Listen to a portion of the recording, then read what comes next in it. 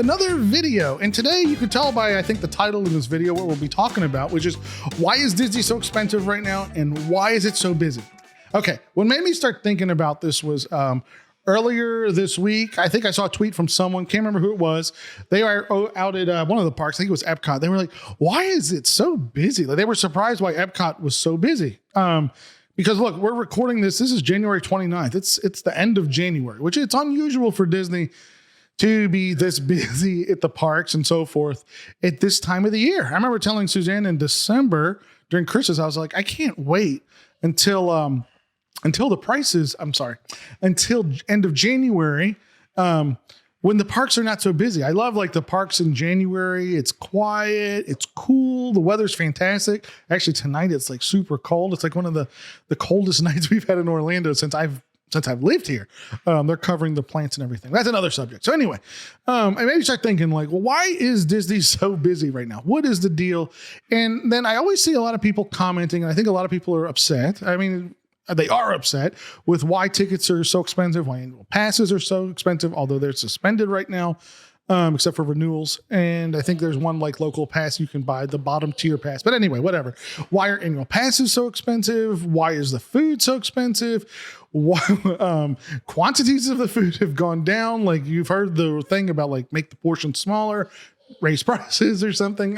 Why is the merchandise so expensive? And why is the merchandise so hard to get? Why are the shelves empty? Why did Disney have so much trouble at Christmas having Christmas merchandise, having this, having that? Like, spirit jerseys were up, lounge flies were up. So I thought I would just try to tackle it all, give my opinion, not saying that I'm right, but just to give my opinion, like why I think this is going on. And I think it'll make sense if you follow me through this video. It's going to be a little hard to explain. It's probably not the typical Disney video that you watch.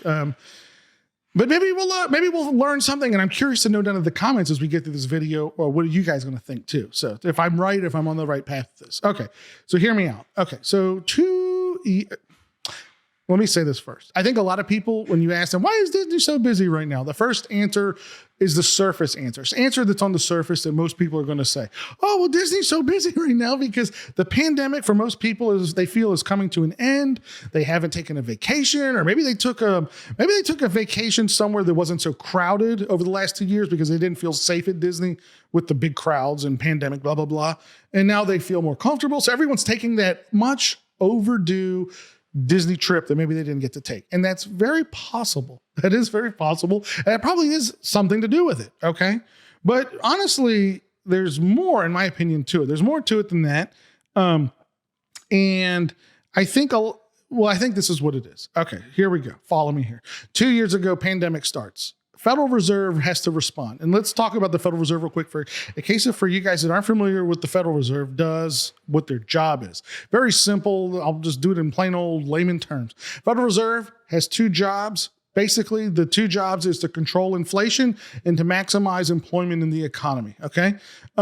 Generally, like the inflation target percent is 2% a year, right? 2% is what the inflation target is, controlled by the Federal Reserve. And the other thing is maximum unemployment, making sure that as many of you and me can have a job in this economy. And basically they control that through monetary policy, through the money supply, and through interest rates. Okay. And the big thing we're going to be talking about more is the interest rates for this. Okay. And so when the pandemic started, the economy came to the grinding halt of halts. You guys all remember we were locked in our houses. They shut down the most magical place on earth and we couldn't go anywhere. Okay. We really shut things down. And, there was a lot of fear. We were all afraid to know what was going to happen, blah, blah, blah. I was one of them. This was definitely like, oh my God, what is this? So, the Federal Reserve came to the battle with a couple of different tools in the basket, but the main one that we'll talk about is interest rates. They cut the interest rates basically to zero, okay?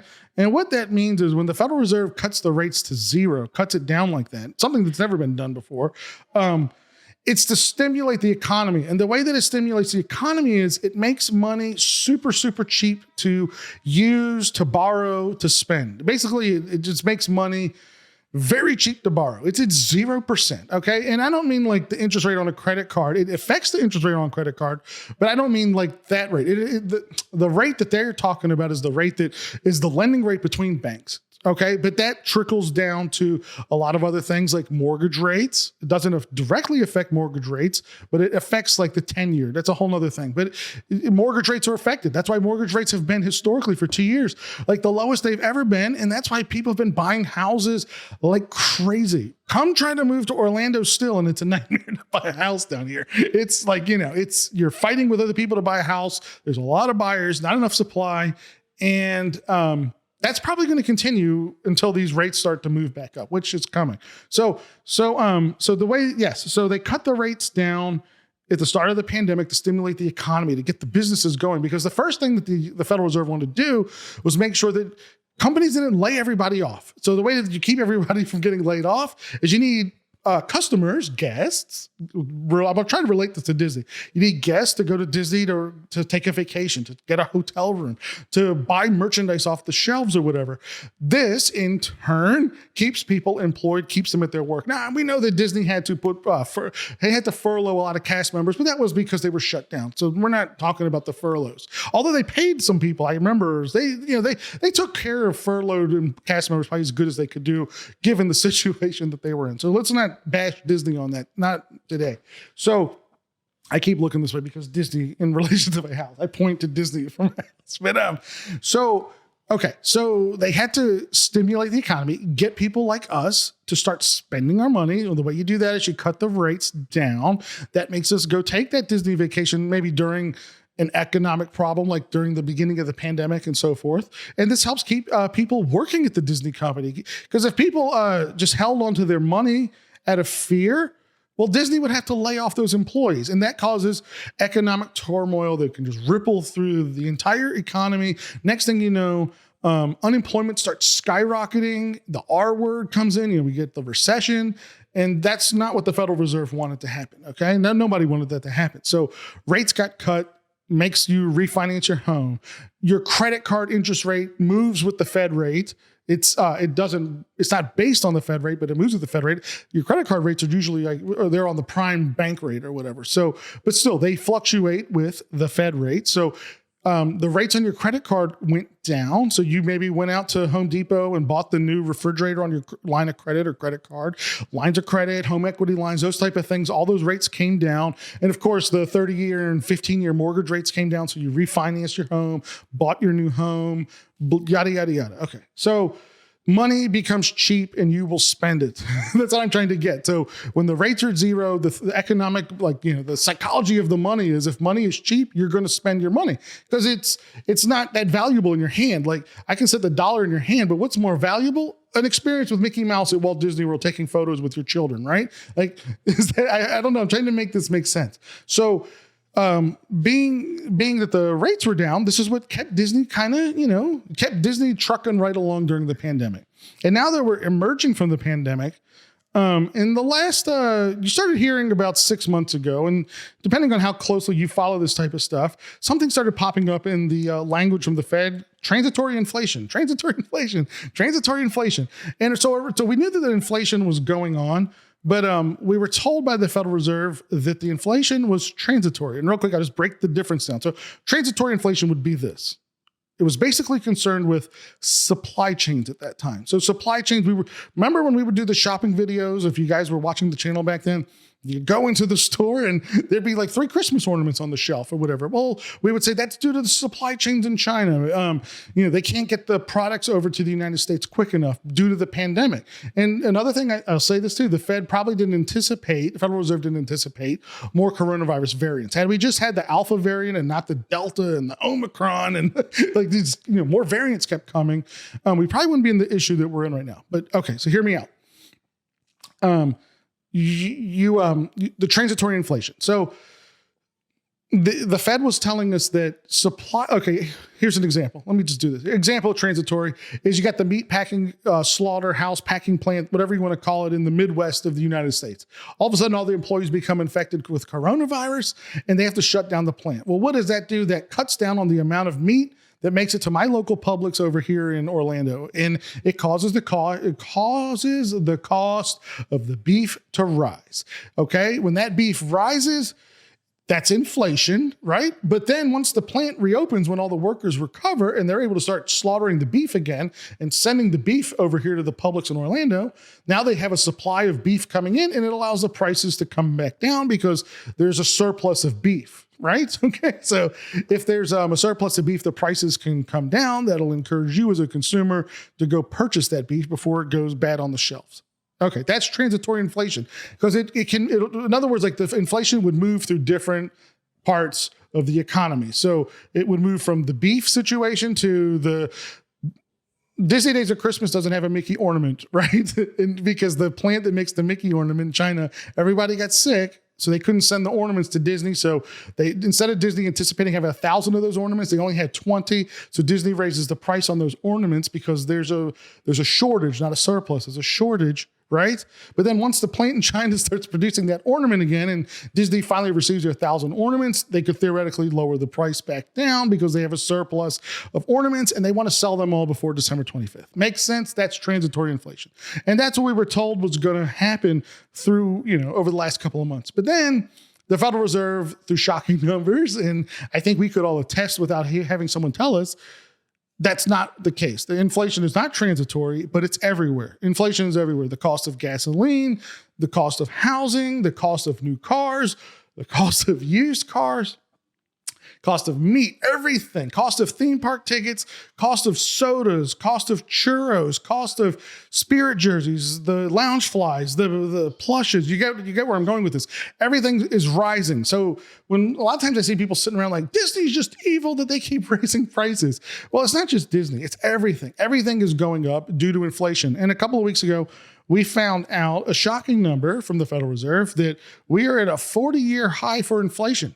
40-year high, 7%. Remember, inflation, the Federal Reserve is happy when the inflation is at 2%. We're at 7%, which is a 40-year high.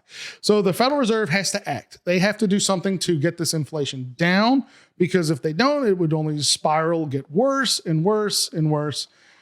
And you can't have that. So like I said, so the Federal Reserve, okay, here's how the Federal Reserve will act to try to get inflation down.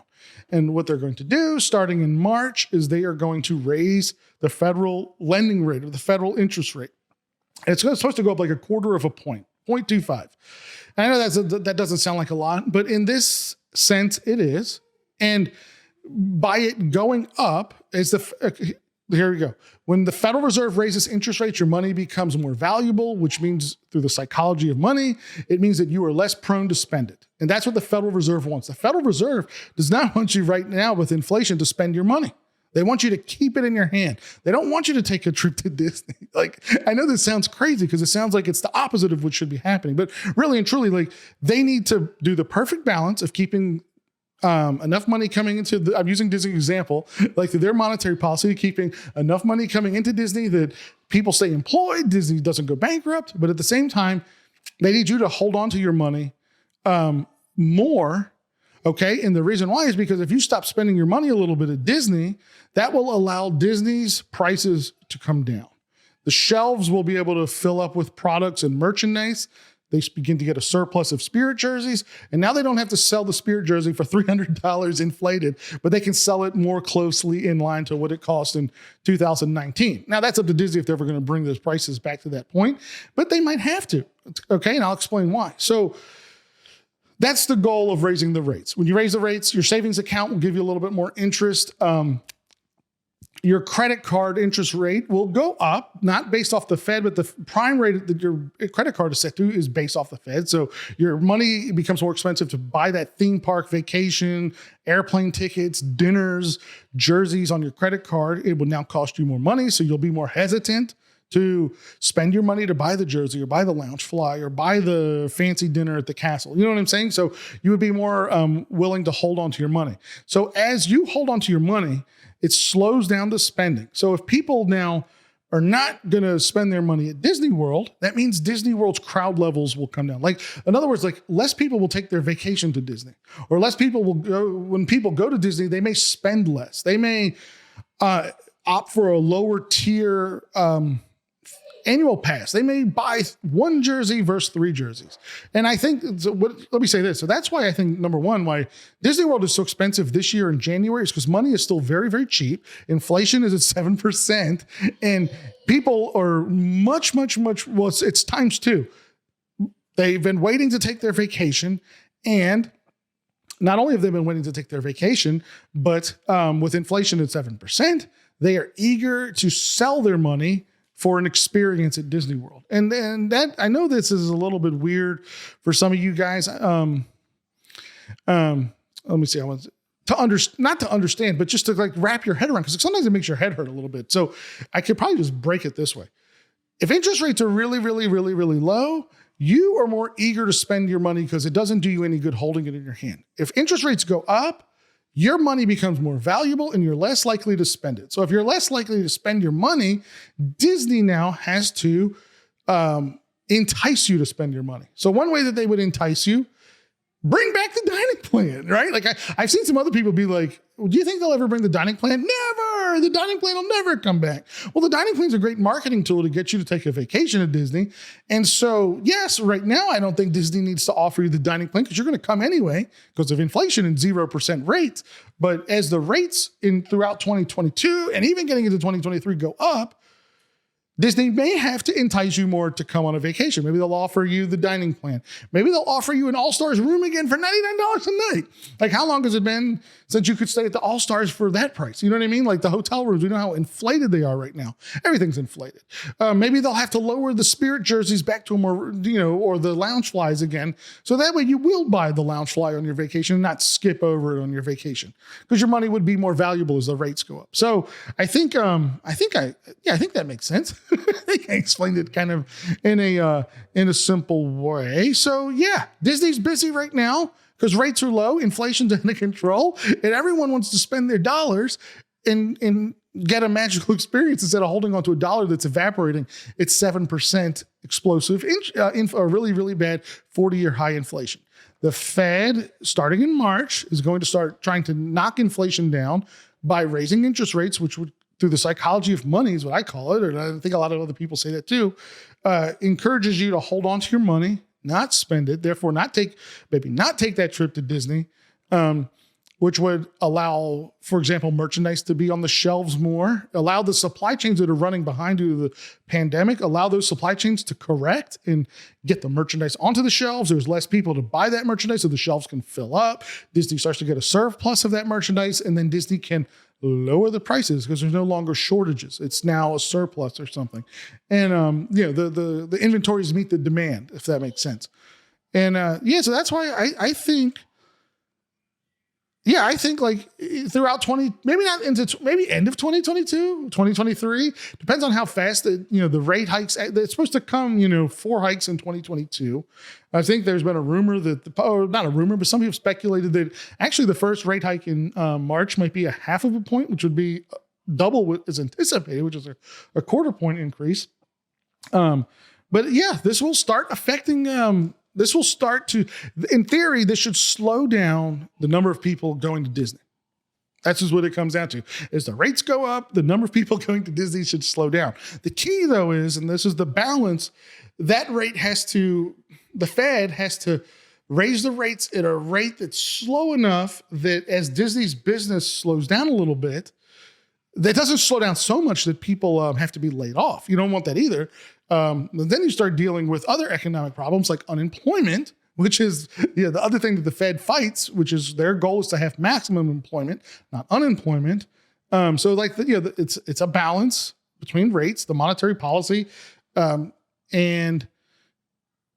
so it should slow down a little bit. And if it will slow down once the rates go up, and crowd levels should go down a little bit. Like it should all work its way through. And even eventually, I think that you could start seeing some deals coming out maybe in a year. I don't know. It'll be interesting to see like what this looks like in a year. The scary thing would be that if they raise the rates and the inflation doesn't go away, that's the disaster like that nobody wants to see happen. Like, can you imagine like if they raise the rates and inflation continues? But that shouldn't happen. And I mean, that would, and I don't know that anyone is even anticipating that, but that would be a disaster. So yes, Disney is busy right now because money has been super, super cheap to borrow. And there's that huge pent up demand to take that vacation that you probably haven't taken. Rates will go up. That will slow down your wanting to spend the money. And as the money is, I'm laughing because baby Marie is like, Papa, nobody cares. No, but, it's my girl. Hi, honey. You want to say hello? Say hi. Say hi, everybody. My papa's talking. No. Give me that, baby. So yeah, anyway, let me know down in the comments if what I'm saying makes sense. I hope it makes sense. I'll even make another video if it doesn't, trying to explain it a little bit better. I know when I have this conversation sometimes with Susanna, she's like, okay, I think I get it. But the main, just the cliff notes of the conversation would be rates are super low. People want to spend their money because it's better and there's inflation. So they would rather spend their money at Disney. Rates will go up. Your money will become more valuable. You won't be quite as eager to spend your money. It'll cost more money to spend your money. Like if you're using credit, lines of credit, credit cards, that type of thing. Does that make sense? Honey? Yeah? Okay, that's it. So yeah, comment down below. Let me know what you guys think. Am I right? Am I wrong? Subscribe to the channel for more videos and content. And if you enjoyed the video, if the explanation was good, give it a big old thumbs up. And yeah, let me know if the explanation was good. Because sometimes when I know what I'm trying to say here, but sometimes getting it out can be a little difficult. Guys, take care. I promise the next video will be more magical. This is magical though. So anyway, have a great one. We'll see you on the next video. Bye.